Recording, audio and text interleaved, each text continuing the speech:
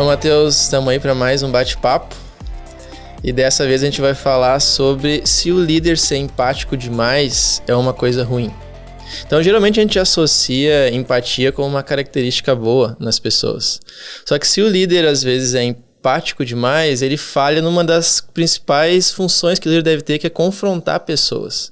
Então, a não ser que você tem aquela personalidade mais quase que aquele cara que gosta de fazer bullying com as pessoas, geralmente a pessoa não tem prazer em ter conversas confrontativas, né? Geralmente não é uma característica que as pessoas no geral têm, né? Algumas têm, mas a maioria não tem.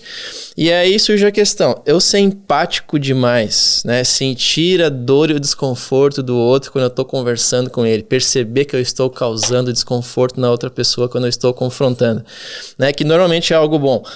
Pode fazer eu paralisar como líder quando eu começo, por causa da minha empatia, evitar conversas difíceis que eu precisava ter com as pessoas. Tu vê isso acontecendo no teu dia a dia como líder e como líder de líderes e líderes que lideram líderes, que lideram muita gente e vê muita coisa acontecendo. Tu vê isso acontecendo? Cara, sim, e esse é um assunto eu acho extremamente delicado e complicado da gente tratar, porque qualquer pequeno desvio a gente pode, inclusive, incorrer em pecados, né? E se tornar exatamente o tipo de líder que Deus não quer que a gente seja. Mas, sim, existem algumas pesquisas feitas que vão analisar o perfil de personalidade dos líderes das pessoas, às vezes de um gerente, um supervisor, um pastor, um dono de uma empresa, alguma coisa assim. E, habitualmente, os líderes que são empáticos, eles são menos eficazes. Eles têm menos resultado, eles chegam mais tarde nos objetivos que normalmente é traçado para aquela instituição, né? E isso acontece por conta de alguns comportamentos humanos, né? As pessoas, infelizmente, elas não são motivadas só por elogio, elas não são motivadas pelo senso de dever puramente, de que eu tenho que fazer, então eu vou lá e vou fazer, né? Mas muitas vezes as pessoas, elas são motivadas por, a pessoa vai brigar comigo, ou vai me olhar com cara ruim, ou vai, sei lá, e aí ela vai me incomodar. Então a gente consegue observar que isso acontece na própria criação de filhos, isso acontece no desenvolvimento de discípulos, isso acontece na gestão de uma empresa. Quando a pessoa, o pai, o gestor, o pastor, gosta muito de conversar, de explicar, de estar junto, de falar, fulaninho, não faz assim, vamos pra lá, vamos não sei o quê, mas sempre com uma postura de acolhimento, de que, se você errar não tem problema, se você errar, eu tô aqui. Infelizmente, as pessoas sempre optam, quase sempre, né, tem exceções, mas normalmente elas optam por errar, elas optam por, não vai dar nada, então eu vou fazer do meu jeito, não vai dar nada, eu vou fazer corpo mole, não vai dar nada, eu vou... E é por isso que muitas vezes na liderança a gente obviamente precisa sempre começar com palavras doces e brandas e precisa sempre ir trabalhando a coisa dentro de uma perspectiva mais suave, mas a gente precisa escalar quando a coisa não acontece. E é aí que o líder que é muito empático trava, porque ele não dá conta de dosar. Você usou a expressão, o cara gosta de fazer o bullying, né? A gente tem um problema sério com as pessoas que elas só querem cobrar, exigir, brigar, gritar, e às vezes você vê isso também dentro da família, o pai que xinga o tempo inteiro, a mãe que grita em casa o tempo inteiro e não sei o quê, o chefe que às vezes briga o tempo inteiro, o pastor que trata as pessoas mal, ignora, esnoba as pessoas o tempo inteiro. E aí você vê que, beleza, as pessoas fazem, mas a que custo? E tá errado, isso é pecado, né? A gente não pode jamais ir para esse caminho. Ninguém deveria ter prazer de chamar a atenção de alguém, né? Então isso não é o caminho que a coisa precisa ir. Mas a gente vê o outro lado, que é o mais comum dentro da igreja, e tem sido comum em outros ambientes também, familiar e empresarial e etc., que as pessoas, elas não dão conta de escalar quando precisa escalar. Não conseguem entender qual é o momento. E às vezes escala e a pessoa briga, fica brava, xinga, quando ela se sente ofendida. Daí mais como uma reação de defesa do que necessariamente como uma identificação de um problema que precisa ser corrigido e aquilo precisa ser tratado de uma forma mais séria. Sim, tem um teste de personalidade bem famoso, uma categoria da psicometria, que é uma pedaço da psicologia que mensura coisas. E aí que é o Big Five, né, o Grande Cinco. Né? E é uma das características, é o mais rigorosamente científico, esses testes de medir características de personalidade. Tem uma das características que é agradabilidade, que é o quanto a pessoa tenta ser naturalmente agradável com as pessoas. E aí tem uma correlação entre pessoas que têm agradabilidade muito alta e ela não ser efetiva em gerir, em liderar, em confrontar. Tem até uma correlação entre a pessoa não ser promovida e não ganhar aumentos de salário se ela tem agradabilidade muito alta, porque ela nunca confronta, ela nunca pede um aumento, né? E aí isso é uma das coisas que explica porque estatisticamente, por exemplo, mulheres ganham menos nas empresas, é um fato estatístico, porque elas têm mais agradabilidade ou mais empatia, se a gente fosse colocar nessa linguagem. Então tem várias dimensões em que um excesso de evitação de confronto, um excesso de agradabilidade, querer sempre ser agradável, né, pode gerar prejuízos para liderar, para si mesmo e tal.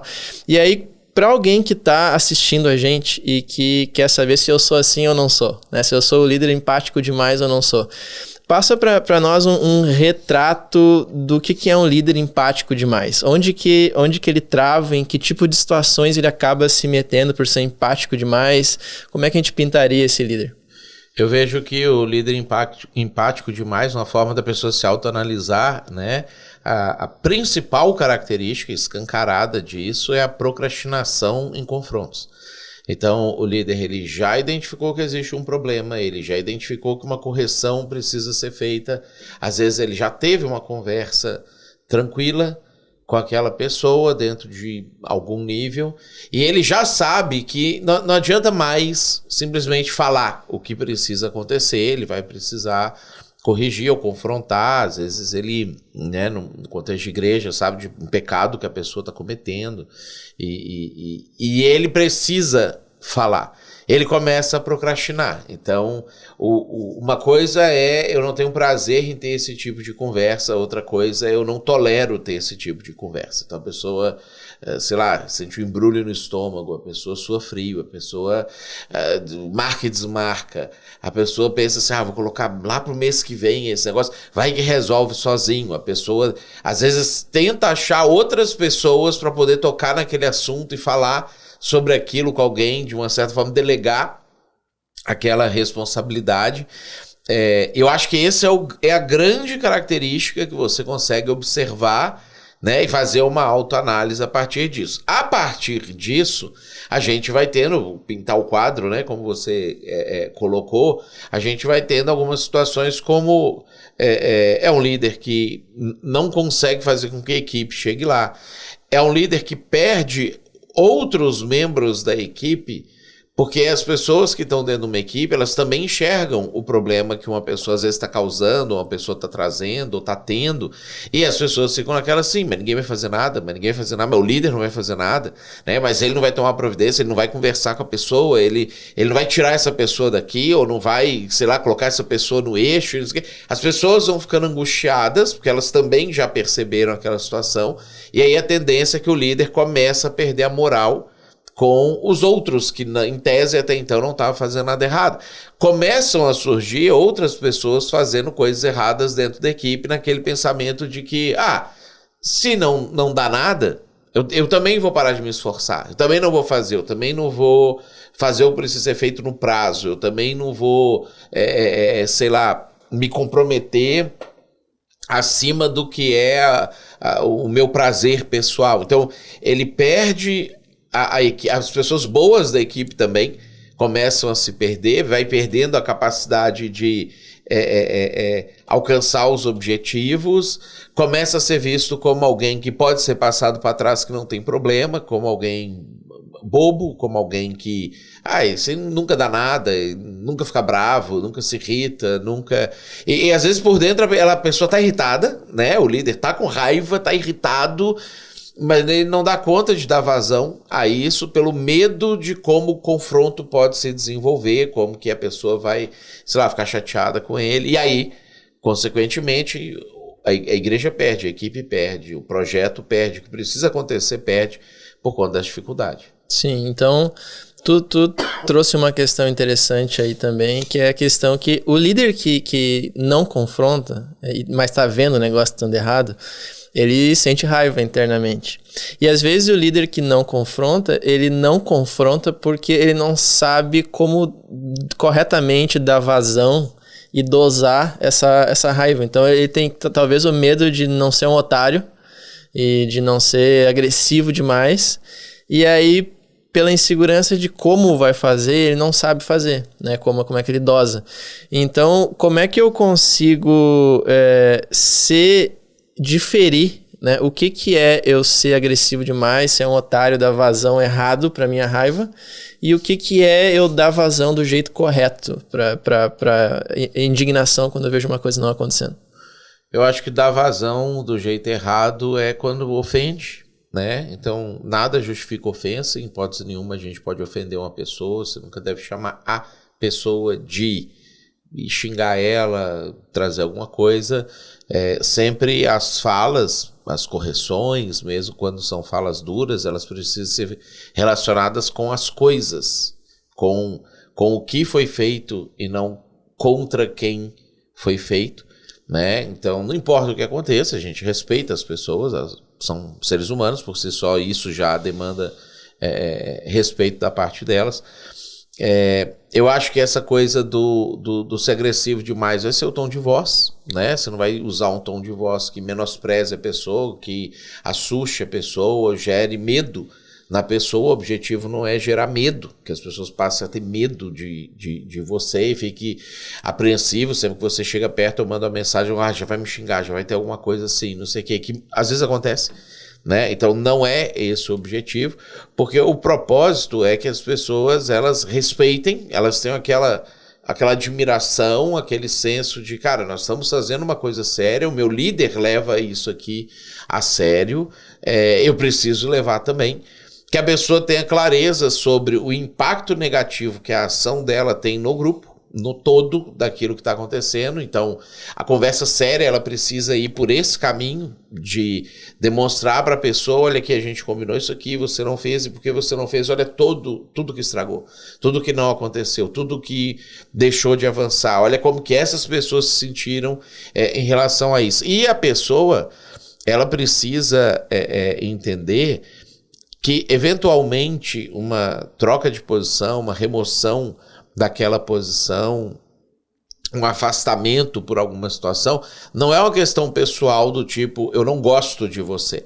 É uma questão de, a gente precisa organizar isso, eu preciso confiar em quem está aqui, eu preciso ter certeza que as coisas vão acontecer, eu preciso que efetivamente as coisas sejam feitas. Então, eventualmente, um afastamento não é uma represália, não é uma humilhação, não é, porque normalmente é como as pessoas acabam se sentindo, né? E elas percebem uma troca, uma substituição, mas elas têm que entender que isso está na mesa, isso é uma possibilidade de acontecer, né? E aí o líder empático, ele muitas vezes começa a sentir o sofrimento que a pessoa vai ter se ela não estiver dentro daquela posição.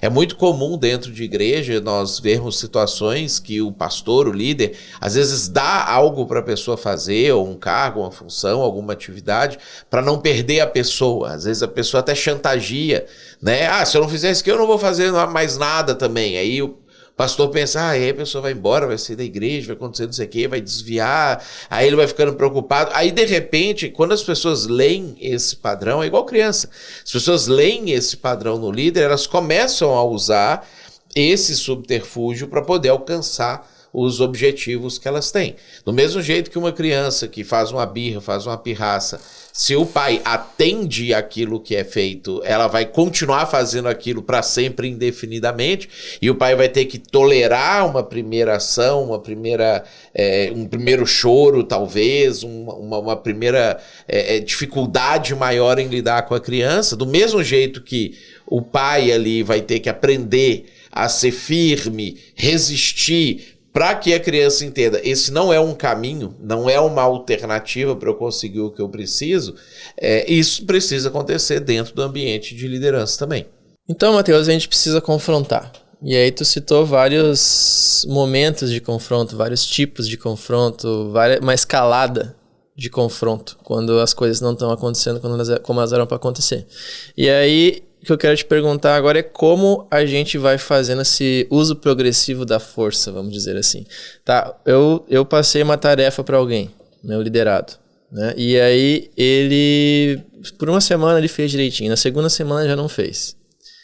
Aí eu tenho uma conversa com ele na boa. Tipo assim, cara, não fez, tem que voltar a fazer e tal. Blá, blá, blá. E o cara se compromete, não, vou fazer.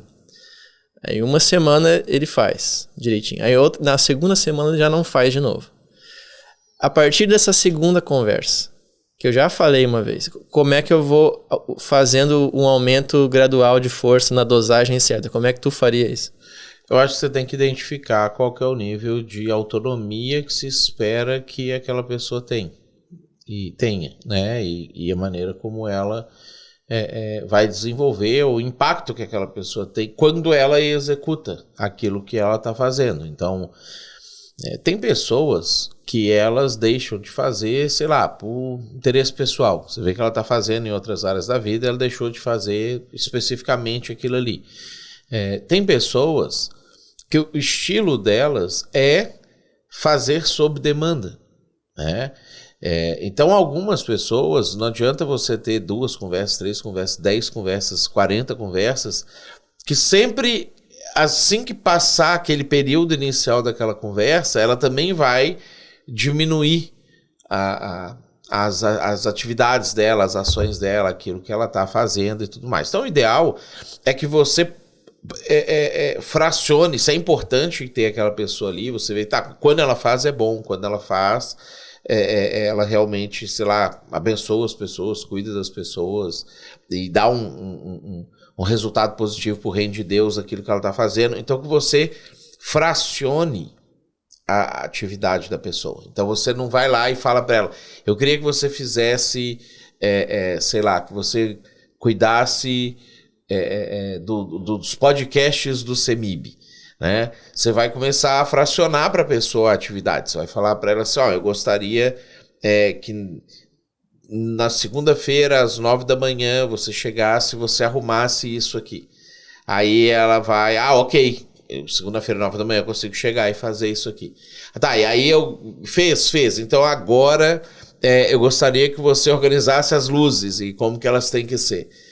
Tá, então agora eu vou organizar e assim por diante, né? Até o momento que agora eu gostaria que você sentasse aqui e você respondesse as perguntas. Tá, agora eu vou sentar aqui e eu vou responder as perguntas e assim por diante. Então, tem pessoas que elas têm um nível de proatividade, autonomia e interesse, etc., que você pode delegar as funções, as tarefas que precisam ser executadas, ou às vezes você nem precisa delegar a tarefa, você delega para ela o que precisa acontecer ao final de um momento, que ela mesma cria tudo.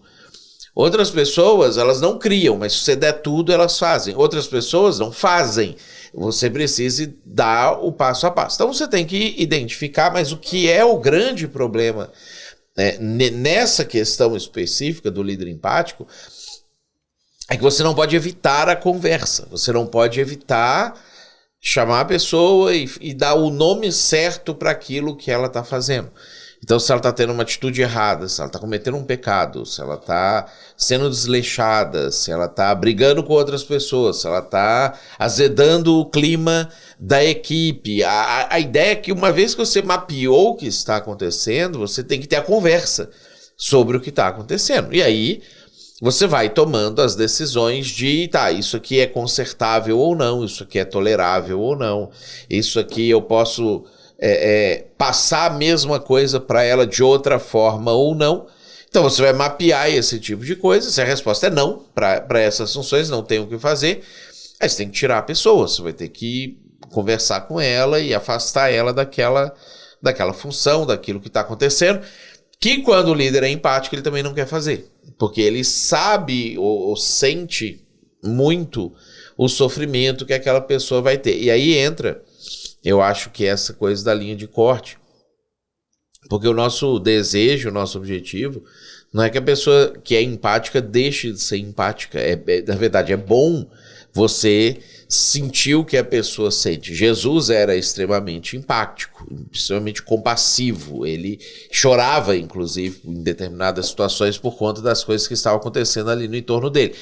Mas Jesus não deixava, ele era extremamente focado na missão. Ele não deixava que o sentimento que ele tinha se transformasse num obstáculo para ele fazer o que ele precisava fazer como líder. Então, em última instância, o líder, ele também tem que ter uma clareza absurda do que ele precisa fazer. Para que, mesmo que doa, mesmo que não seja legal, mesmo que não seja uma atitude prazerosa, mesmo que ele vá lá e execute. Eu acho que isso é uma coisa muito importante, porque o que eu vejo acabando acontecendo é que, como líderes empáticos performam menos, fazem menos e etc., organizações, empresas e igrejas começam a privilegiar os bulinadores, já que eles acabam entregando o resultado, e esses caras vão se tornando os líderes da igreja. Isso não é bom, porque é péssimo você ter uma pessoa liderando uma igreja que não gosta de pessoas, ou que não liga para o que as pessoas sentem, ou que não se importa com o sentimento das outras pessoas. E aí, a culpa é de quem? A culpa é do empático, que deveria ter feito o trabalho dele e chegado lá e assumido a posição de liderança, sendo empático, sendo humano, sem ser ineficaz, sem ter negociado a eficácia da coisa e entregado, então, aquelas posições para o cara que meio que se lixa para as pessoas e etc, né? Isso é uma coisa que eu, pessoalmente, me incomoda muito quando eu conheço algum pastor e eu descubro que ele é esse cara que é frio, que não tá nem aí para as pessoas, que ele não se importa de ter que dizer não, que ele não se importa de ter que afastar as pessoas, ele até fala isso com um certo prazer de que não, agora você tem que saber diferenciar e você não pode atender todo mundo, e você tem que delegar, e você tem que não sei o quê. Sim, você tem que delegar, sim, à medida que a coisa cresce, você nem é capaz de atender todo mundo. A gente vê Jesus dizendo não para as pessoas. Jesus disse não para a mulher Ciro-Fenícia, e aí ela deu uma insistida, e o coração empático de Jesus acabou cedendo ali. Jesus disse não para os gregos que queriam ver ele, chamaram Filipe, pediram uma audiência com ele não foi, né? Então, Jesus diz não, a gente tem que aprender a dizer não, mas isso não pode ser um prazer.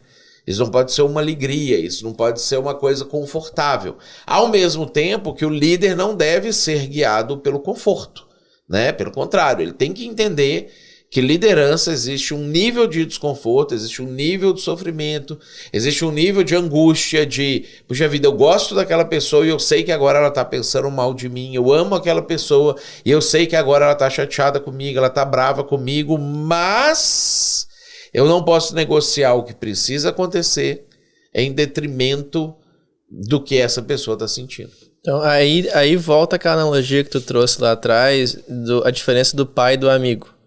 Então, o líder, ele tem que se enxergar mais como o que o pai deveria ser do que o amigo deveria ser. Porque, às vezes, o líder, quando ele tem uma equipe que ele gosta, que ele é amigo das pessoas, tal, que é uma coisa boa, ele tem essa camaradagem que, às vezes, trava ele, assim, de querer confrontar e de fazer a pessoa se sentir mal e tal.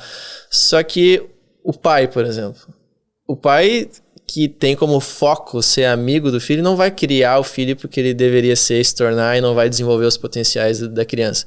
Então, como é que a gente poderia usar essa analogia do pai e do amigo para entender a postura que o líder deve ter?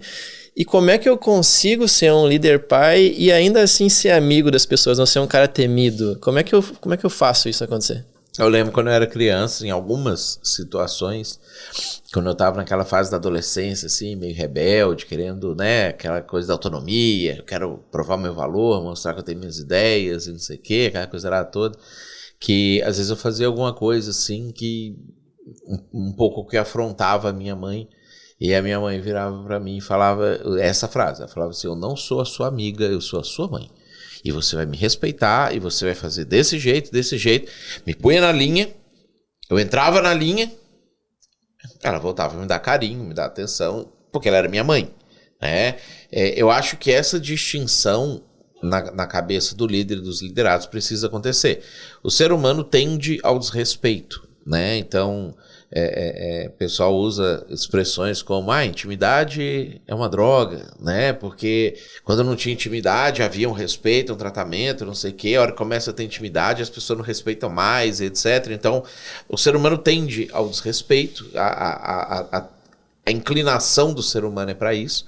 Então, entendendo que é assim, a gente, quando está liderando, precisa dosar essa questão de que a gente pode ter momentos bons, agradáveis, legais, etc. E é para isso, né? É para desenvolver amizade. Jesus falou com os discípulos, né? Eu não chamo mais vocês de servos, eu chamo vocês de amigos, porque o servo não sabe o que o Senhor está fazendo. E o amigo sabe, o amigo está participando, etc. e tal. Mas, ao mesmo tempo, a gente tem os discípulos se prostrando diante de Jesus, chamando ele de Deus, né? Então, Tomé, por exemplo, quando reconhece lá, ele fala, meu Senhor e meu Deus, se prostra diante dele. Então, havia essa clareza de que, ok, a gente pode fazer coisas legais juntas, mas quando nós estivermos em missão e eu disser é para ir, é para ir. Quando eu disser para, você tem que parar. Quando nós estivermos em missão e eu direcionar uma ação, você tem que fazer aquela ação. E a nossa amizade, o nosso relacionamento bom não pode interferir na maneira de fazer essas coisas aqui acontecerem. Então, o líder é um misto de amigo e pai, né? Ele tem momentos que é para amizade e às vezes eu vejo muitos pastores falando assim, não, você não pode ter amigos na igreja, senão eles vão te respeitar, né? Você não pode se aproximar tanto assim das pessoas, você não pode deixar elas, né, conhecerem você, sua casa e etc. E aí depois eu vejo pastores falando que é decorrente desse comportamento. O ministério pastoral é um ministério solitário. É um ministério que ninguém te entende, ninguém tá com você, ninguém blá blá blá. E aí faz toda aquela fala de angústia, de solidão, de tristeza, de não sei o quê, né? E a ideia é que isso não deve acontecer, né? O ministério não é para ser solitário, nós não somos sacerdotes em relação a um povo que você vai lá, oficia para o povo e vai embora. Você é irmão, é família, né? Então nós somos uma família na fé. É para desenvolver laços familiares, é para desenvolver laços de amizade. Mas quando nós estamos em missão, quando a gente está naquele momento que agora é uma reunião, agora é um momento de um direcionamento, agora é uma exortação que precisa acontecer, agora é uma conversa séria que eu preciso ter, é o pai, né? Então, um bom pai disciplina o filho. Ele não tem receio de corrigir, e são esses termos que Paulo fala para Timóteo que ele tem que aplicar na igreja, né? Corrige, exorta, né? Admoesta. São termos que habitualmente são utilizados para a relação do pai e filho. Então, esse é o comportamento que o líder precisa ter. Ele precisa falar, cara, isso aqui está errado. Se a pessoa persiste no erro, ele precisar admoestar, você não vai mais fazer isso aqui, né? Precisa corrigir, desse jeito tem que ser feito. E, em alguns casos, excluir, né? Que é o que Paulo manda fazer quando ele manda a carta lá de 1 Coríntios capítulo 5, quando ele fala, cara, você tem que entregar esse cara para o Satanás. Você desiste dele. A igreja não pode sofrer a penalidade porque uma belezinha lá está querendo que todas as coisas girem em torno dele. Então você vai lá, você corrige e se ele arrepender, aceita de volta, abraça, acolhe. Se não arrepender, ele vai ficar lá, né? E aí a igreja avança. As coisas, elas precisam continuar acontecendo. Então existe uma alternância de papéis, tu diria. Existe o momento e o ambiente para eu exercer o papel de amigo, que eu posso ser. Existe um momento e ambiente para eu exercer o papel de pai ou de líder. Esses momentos se alternam, mas esses dois papéis podem coexistir. Eu posso ser os dois com aquela pessoa, só que em cada momento. Mas aí, quando, por exemplo, a minha conversa lá no papel de líder, de pai que exorta e corrige, respinga no meu papel de amigo. A pessoa, por causa da conversa que eu tive de correção com ela, agora na amizade fica meio estranhado, fica meio difícil. Como é que eu lido com isso? Você vai ter que tolerar que talvez você vai perder amigos, né? Isso entra naquilo que Jesus fala, que ninguém que ama mais o seu pai, sua mãe, seus filhos, sua mulher, seus amigos, o que você quer, do que a mim, é digno disso aqui, é digno de ser meu discípulo, vai dar conta de fazer o que precisa acontecer. Então, existem situações que a pessoa vai colocar, de certa forma, né, ou Jesus ou eu, né, ou a missão ou eu, ou precisa acontecer ou você me deixa fazer do meu jeito, ou eu vou romper com a amizade, ou a gente faz desse jeito, ou eu não vou mais te visitar na sua casa, não vou te convidar mais para vir na minha casa, eu te considerava, você era meu amigo, eu confiei em você, e faço toda essa chantagem emocional. O líder, ele precisa ter claro para ele que se tiver que optar, faz parte do papel, do ônus de ser líder. Se ele tiver que optar, ele tem que optar por fazer o que precisa ser feito em detrimento da amizade. E vai perder a amizade, e ele fala, se você quiser voltar a ser meu amigo, eu tô aqui, né? Desde que você entenda que aqui a gente tem uma relação e aqui a gente tem outra relação.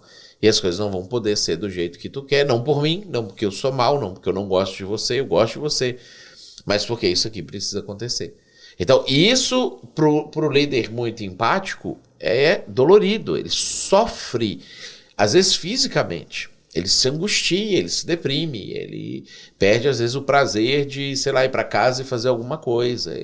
E às vezes, se isso não for tratado, ele perde o prazer de ir na igreja, porque ele começa a sentir que eu vou lá para a igreja, e aquele ambiente que era legal vai estar pesado, e as pessoas vão estar me olhando meio assim, e aquela pessoa que é o que de vez em quando eu escuto alguém falando comigo assim, as pessoas não me querem mais, não são mais meus amigos, não, qualquer coisa assim.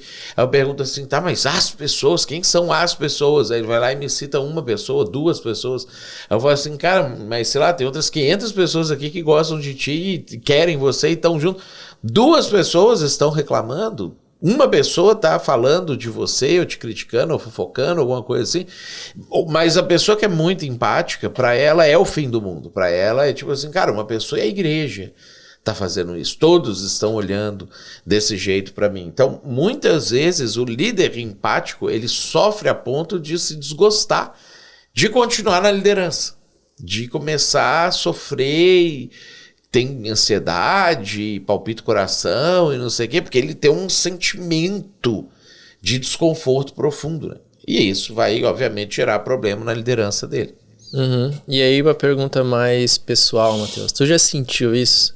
Tu já foi um cara em alguma fase, ou é ainda, que sente essa trava da empatia? E como é que se lida com isso? Você consegue ir desensibilizando? Você consegue ir ficando melhor? Ou sempre é difícil do mesmo jeito? Ou que técnicas tu usa para aliviar um pouco isso e conseguir ser efetivo? Tem dicas sobre isso? Se eu fosse entre o empático e o bulinador, né? Eu sou muito mais empático, né? Eu gosto das pessoas de verdade, eu sinto. Eu detesto ter uma inimizade, eu detesto quando eu sei que a pessoa não está conversando comigo, a pessoa está me olhando estranho, isso me incomoda, é uma sensação ruim, né? O meu desejo pessoal, óbvio, sempre era de não confrontar, era de não falar, etc. Só que eu fui desenvolvendo consciência e ferramentas para poder fazer isso. Então, primeiro, dar consciência de quem eu sou, né? O que Deus espera de mim, o que é a minha missão, o que tá no pacote disso, de fazer o que precisa ser feito. Então, ok, é uma consciência de que precisa acontecer isso. A segunda coisa é que quando eu preciso ter uma conversa desse jeito, eu coloco na agenda. Então, eu preciso ter a conversa. Aí tá lá na minha agenda e isso me impede de procrastinar. Então eu não vou colocar longe, eu vou colocar no momento que precisa acontecer. Eu pego, normalmente, quando eu fico sabendo de alguma coisa, alguém conversa comigo sobre outra pessoa, ou chega ao meu conhecimento que algo não aconteceu, etc. Imediatamente eu pego o celular e mando uma mensagem para a pessoa que eu preciso conversar. Eu falo assim, cara, preciso conversar contigo. Que dia que tu pode, me passa teus dias e horários disponíveis, que nós já vamos marcar no próximo disponível. Aí eu mando para a pessoa, às vezes é uma conversa, eu faço isso para todas as conversas, né? Eu faço isso para as boas conversas, eu faço isso para momentos que é um aconselhamento que a pessoa precisa, eu percebo que a pessoa está mal, eu faço isso para reuniões de planejamento e etc. Quando eu vejo que uma coisa precisa ser planejada, eu faço isso também para as conversas difíceis. Porque uma vez que eu mandei a mensagem, pronto, a pessoa vai me responder e agora eu iniciei o processo, né? Não tem mais como voltar atrás e etc. E eu planejo a conversa. Eu não deixo para intuitivamente, no momento em que a coisa for acontecer, eu penso o que eu vou falar, né? Então, eu planejo, eu organizo, eu falo quais são os assuntos que precisam ser abordados.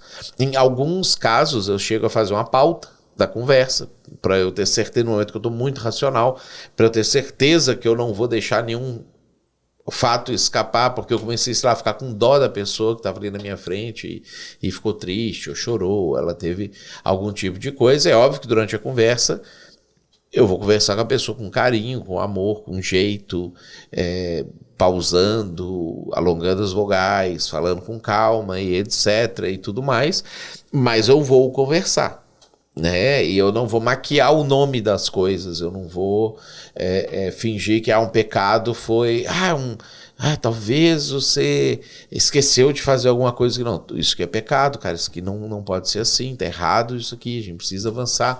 Então essas coisas me ajudam a não deixar a empatia boicotar a liderança, né? E ao mesmo tempo manter o meu coração humano, eu realmente gostando das pessoas, querendo as pessoas, tendo prazer em ver as pessoas crescerem, se desenvolverem, né? Às vezes o pessoal fala assim, a igreja só quer números, a pessoa lá, o Mateus só quer números, não sei o quê, e eu falo assim, não, sim, eu quero números, porque números são pessoas, né? Então se eu tiver 1.000 pessoas indo para o céu ou 10.000 pessoas indo para o céu, eu prefiro 10.000 pessoas indo para o céu. Eu não preciso conhecer pessoalmente todas as pessoas para agir pela salvação delas, para que elas sejam salvas. Então é um pensamento burro quando a pessoa fala isso, né? Números e não pessoas, como se uma coisa fosse antagônica à outra, né? Números são pessoas, né? Mas eu sempre quero, se eu conseguir, eu quero conhecer, eu quero estar junto, eu quero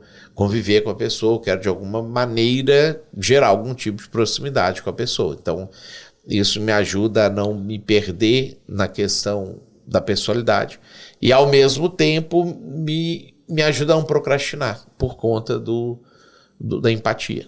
Esse é um ótimo sistema, assim, é quase quando toca o despertador já levanta, não fico ali apertando a diária, quando deu o problema eu já inicio o processo, já mando a mensagem que eu não posso mais voltar atrás. E quando tocou a pessoa, né? Aí é próprio fluxo da doença, não, já era. Já aconteceu, a coisa agora só vai andar pra frente. E eu acho interessante trouxe a questão da pauta também, que tu se atém à pauta, mesmo independente, já que tu fez racionalmente, mesmo independente da reação emocional que a pessoa tá tendo. E aí, porque isso é uma coisa que também eu percebo quando acontece confrontação também. Às vezes a pessoa que é confrontada por remorso, ou quase com um mecanismo de defesa, às vezes, ela desaba. E aí, e isso gera pena. E aí a pena às vezes faz tu abrandar a repreensão, abrandar o confronto, não seguir o caminho, não dar o nome certo porque aconteceu, porque a pessoa desabou, porque a pessoa tá mal, e aí isso gera uma tristeza, assim, a pessoa se entristece, e isso desarma um pouco o líder que deveria estar confrontando. Então eu acho legal essa tua questão de trazer o roteiro, né? Eu acho que a gente tem um exemplo bíblico disso quando o Samuel tem que falar com Saul, que ele perdeu o trono, né? Samuel, pelo que a gente vê na Bíblia, ele era empático, ele tinha esse coração sensível pelas pessoas, vamos dizer assim. O texto ainda fala assim, Samuel amava Saul, né? Então há uma menção explícita desse sentimento. E aí quando Deus fala para o Samuel que ele rejeitou Saul, a Bíblia fala que o Samuel ficou a noite inteira orando para ver se Deus mudava de ideia, né? Ele não queria ter aquela conversa com Saul, não queria que Saul perdesse o trono, ele realmente gostava, criou um senso de paternidade com ele, alguma coisa nesse sentido. Mas quando Samuel vai falar com Saul, ele fala, né? Ele diz o pecado, ele diz o que ele fez, ele diz os erros que ele cometeu, quando ele abaixa lá e agarra o manto ali do Samuel, rasga um pedaço do manto do Samuel. O Samuel poderia naquele momento ter virado para ele e falar assim, mas não fica assim, não, mas quem vai tirar o reino agora também, né? Não, mas vai ficar mais um tempo, não, calma. E ele não faz isso, né? Fala que ele, do jeito que você rasgou isso aí, Deus rasgou de ti, e vai embora, e depois fala de novo que ele ficou triste com aquilo, que ele tinha pena, de Saul. Então a gente vê Samuel talvez como líder bíblico, modelo de que você deve ter pena, você deve ter um coração inclinado, você deve amar pessoas, deve sentir, orar, interceder e querer muito que... Porque o cara que é bulinador, ele nem ora pela pessoa. Ele tipo assim, bem que tinha que tirar essa pessoa mesmo. Ela vai lá e tira, né? E ele não sente nada em relação a isso. E o Samuel não, ele vai, mas... Deu hora de ir lá conversar? Deu hora de conversar. Ele vai conversar. O que tem que conversar? Tem que conversar isso aqui. Qual é o nome desse pecado? É esse aqui. Qual que é a punição? A punição é essa aqui. E ele aplica tudo. Ele não ameniza nada naquele momento. Então, talvez um bom exemplo para nós aí disso. Isso é legal. Tu diria que esse papel do líder é uma das coisas mais pesadas da liderança? Assim, um dos fardos do líder, assim, um dos maiores? Pro cara que é empático, né? Para a pessoa que não é empática, não. Ele não liga muito para isso e talvez... Porque, por exemplo, eu acho que a pessoa que é vaidosa. Então, saber que pessoas falam mal dela é talvez a coisa mais pesada. O cara que é empático. Então, saber que amigos não vão mais ser amigos, vão... sei lá, pode se tornar... Confrontar pode se tornar a coisa mais pesada. O cara que é introvertido. Falar em público é a coisa mais pesada. O cara que é extrovertido, ficar parado ouvindo pessoas e aconselhando pessoas longas horas, quieto, sem se manifestar, é a coisa mais pesada. Eu acho que cada personalidade tem as suas coisas mais pesadas, né? Então, o empático é isso aí, que acaba se tornando o grande peso do ministério. E aí, pra gente encerrar o nosso bate-papo, é uma pergunta mais prática daí de aplicação disso. Uma das coisas que faz a correção dar certo ou não, ter peso ou não, é a aplicação de consequências. Se eu começar a fazer uma correção e exigir alguma mudança da pessoa, se não tiver nenhuma progressão de consequências, claro que eu vou tentar incentivos de motivação e mostrar o que aquilo vai trazer de bom. Mas também tem que ter os incentivos negativos, assim, cara, isso aqui vai acontecer de ruim se isso não acontecer. Como eu faço essa progressão de consequências? Por exemplo, eu dei a tarefa, o cara não fez, eu confrontei, o cara ainda não fez. Que consequências eu vou colocando se eu tenho, sei lá, um funcionário que não faz alguma coisa? Ou um líder de ministério que não faz alguma coisa? Como é que eu sei, né? Vamos pegar a parábola da figueira. Que eu tenho que adubar mais a figueira ou que está na hora de cortar a figueira? Como é que eu calculo isso? O Ricardo Agreste tem uma forma de fazer isso que eu gosto muito, assim, acho que faz muito sentido, que ele fala da escala tarefa, visibilidade e poder, né? Então, você deu a tarefa, a pessoa fez, dá visibilidade para ela, se ela lidou bem com a visibilidade, dá o poder, se ela lidou bem com o poder, você mantém ela lá. Se você vê que ela não está lidando bem com poder, você desescala aquilo ali. Se ela se arrepender, você volta com ela. Se não, você tira a visibilidade também. E por último, você tira a tarefa. Então você pode criar uma forma, dependendo de o que é que a pessoa está fazendo, você pode criar uma forma de construir uma escada para a pessoa chegar lá, mas também para a pessoa descer caso ela comece a ter algum tipo de problema. E você fala isso para a pessoa. Olha, eu não vou mais contar contigo desse jeito aqui, porque tivemos essa conversa, você não mudou, não posso contar contigo nessa área. Ah, mas eu vou mudar. Aí você avalia qual seria o peso de você já dar uma nova chance para a pessoa ali. Às vezes, vou te dar mais uma chance.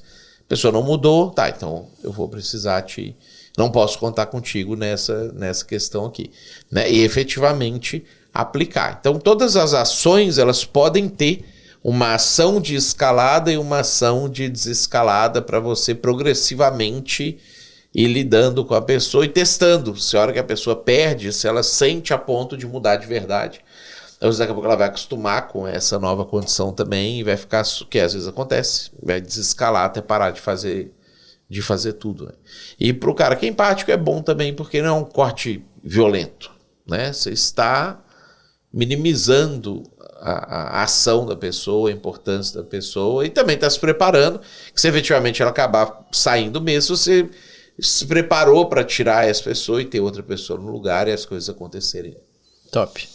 Então, Matheus, foi muito bom esse papo. Eu acho que líderes empáticos aí que se identificaram com os sinais, as características que a gente deu, vão ter muito para aprender e várias dicas boas para aplicar, né? Quer deixar alguma palavra de incentivo final aí pro líder que está ouvindo esse bate-papo pensando, bah, eu tô adiando aquela conversa lá faz tempo e tá sentindo já um imbróglio assim no estômago, assim de pegar o celular na mão, dedo tremendo, vou ter que chamar ela aqui no WhatsApp. O que tu fala pra esse cara nesse momento agora? E é fácil, não tem o que fazer, não vai ficar mais fácil.